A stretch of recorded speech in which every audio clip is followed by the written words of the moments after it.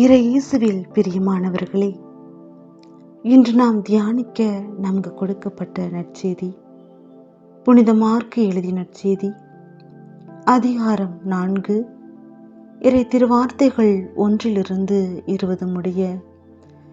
இன்று இறை வார்த்தை ஆழமான கருத்துக்களை தியானிக்க நமக்கு அழைப்பு விடுக்கின்றது.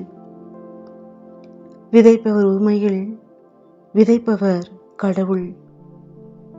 இங்கு விதைப்பவரின் தாராள குணம் அழகாய் வெளிப்படுகின்றது.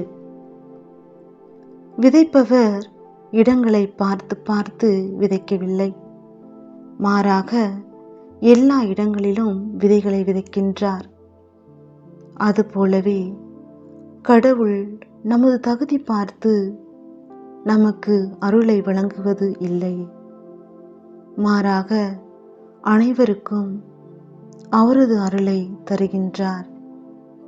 இறை அருளை பெற்றுக்கொண்ட நாம் நம்முடைய மனதை ஆராய்ந்து பார்க்க வேண்டும். பாறை நிலமா, முற்புதர் நிறைந்த இடமா, பக்குவப்பட்ட நிலமா என்று நாம் நம்மையே ஆராய்ந்து பார்ப்போம். சில நேரங்களில் இறை வார்த்தைகளை கேட்கிறோம், ஆறுதல் அடைகின்றோம்.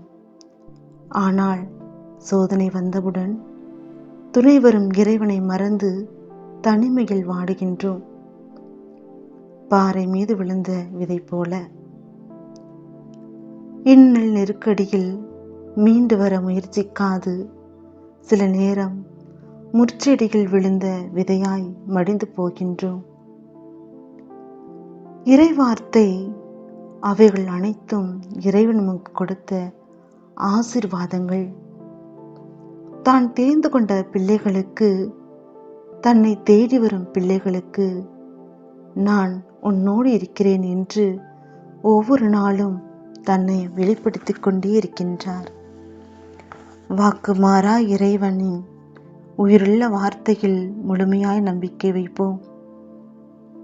நமது வாழ்விலும் 30 மடங்காய், 60 மடங்காய், ஏன் 100 மடங்காய் பலன் தரும் பண்பட்ட நிலமாக மாற நல் மனதை இறைவனிடம் கேட்போம். ஆமீன்.